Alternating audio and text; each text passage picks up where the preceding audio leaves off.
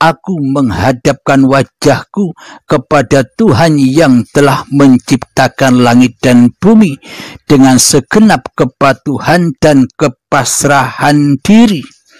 Dan aku bukanlah termasuk orang-orang yang menyekutukannya. Sesungguhnya sholatku, ibadahku, hidup dan matiku hanyalah kepunyaan Allah, Tuhan semesta alam, yang tiada satupun sekutu baginya. Dengan semua itulah aku diperintahkan dan aku adalah termasuk orang-orang yang berserah diri. Alhamdulillahirabbil alamin. Di dalam doa iftitah inilah di awal kita sendekapkan diri ketika seusai bertakbiratul ihram. Setelah Allah Maha Besar, maka matikanlah diri manusiamu, maka adamkanlah kewujudan, kehidupan, kekuasaan diri manusiamu di hatimu dengan tanda Allahu Akbar. Setelah Allah Maha Besar, maka adamkanlah dirimu, matikanlah dirimu, biarlah Allah yang mensolatkanmu, biarlah Allah yang mengibadahkanmu. Jangan kau ikut-ikut sholat di dalamnya, jangan kau ikut-ikut ibadah di dalamnya, karena sholat dan ibadah serta hidup ini hanyalah milik Allah, bukanlah milik diri kita.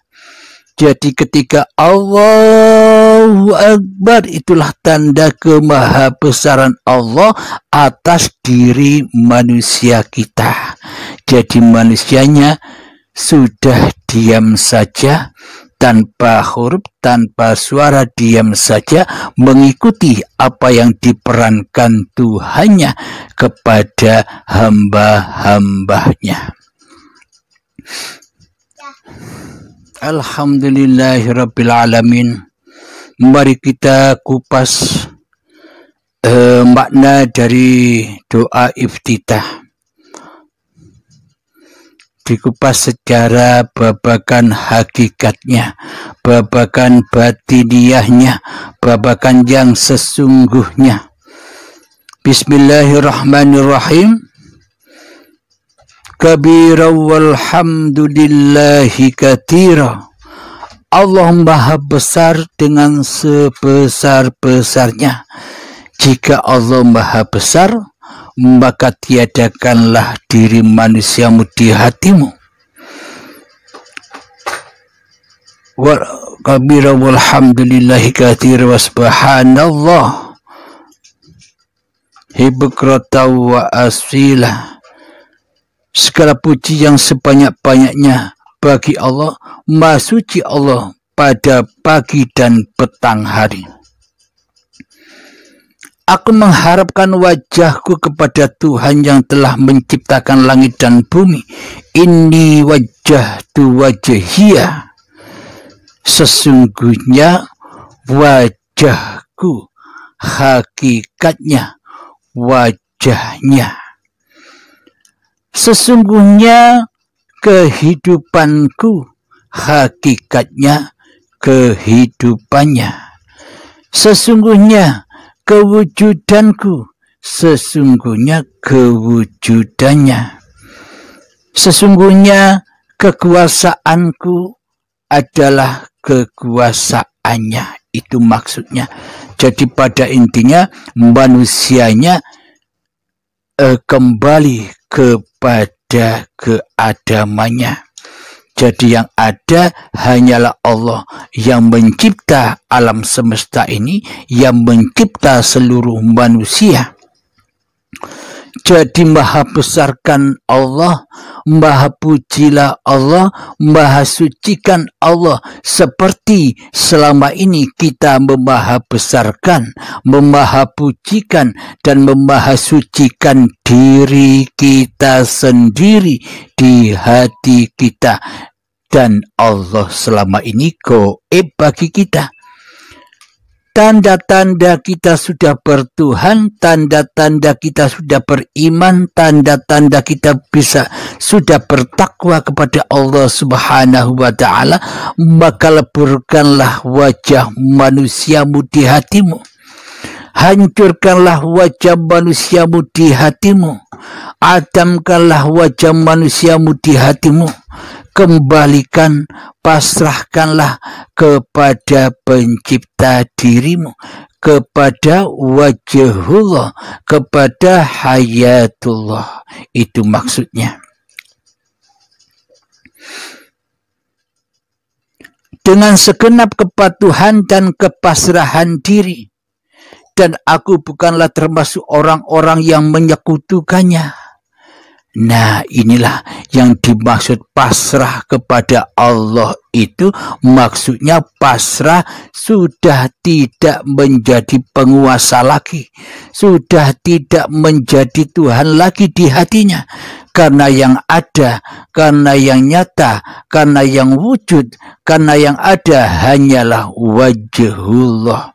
Yang dimaksud wajhullah itu bukan wajah-wajah seperti dohir.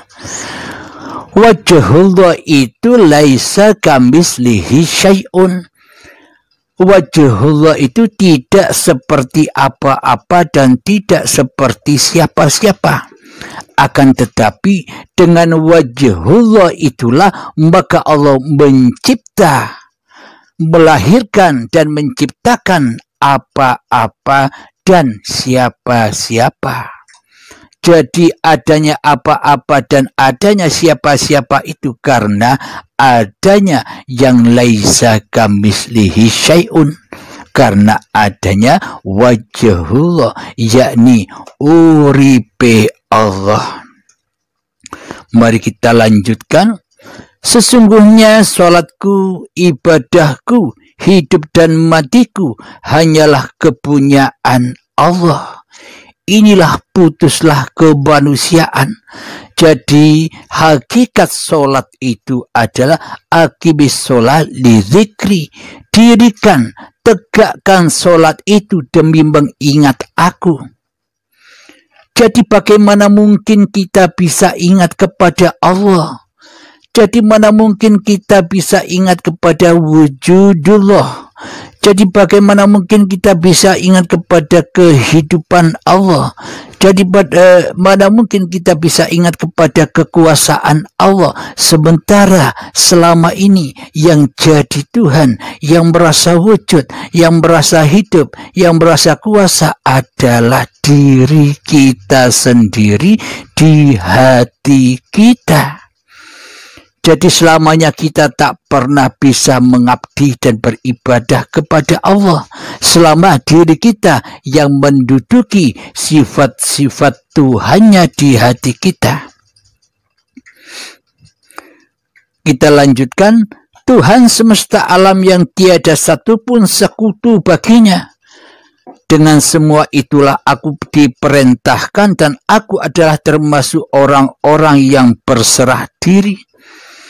Jadi bila di hati kita tiada sekutu-sekutu selain Allah, maka itulah yang dimaksud orang yang Islam, orang yang berserah diri, orang yang hatinya sudah selamat sampai kepada Allah, yakni hanyalah orang-orang yang sudah tidak mensekutukan Allah lagi dengan diri manusianya di hatinya. Jadi itulah tujuan sholat. Jadi itulah kondisi hati Kanjeng Nabi Muhammad di saat menjalankan sholat-sholat dan ibadah-ibadah. Yakni di dalam hatinya tidaklah mungkin mensekutukan Allah dengan diri Muhammadnya. Akan tetapi di hatinya selalu mentauhidkan Allah, selalu menghudurkan Allah di dalam segenap gerak dan aktivitasnya badan-badan ini. Inilah yang dimaksud lillahi ta'ala, berpulangnya syariat-syariat manusianya kepada syariat syariatullah. Jadi syariat yang dilakukan di dunia ini adalah buah tanaman dan hasilnya akan dinikmati di akhiratnya. Maksudnya syariat yang dilakukan manusianya sudah tidak menjadi syariat manusianya lagi, karena tanpa hidup, tanpa Allah, maka manusia takkan tercipta apalagi bisa bersyariat.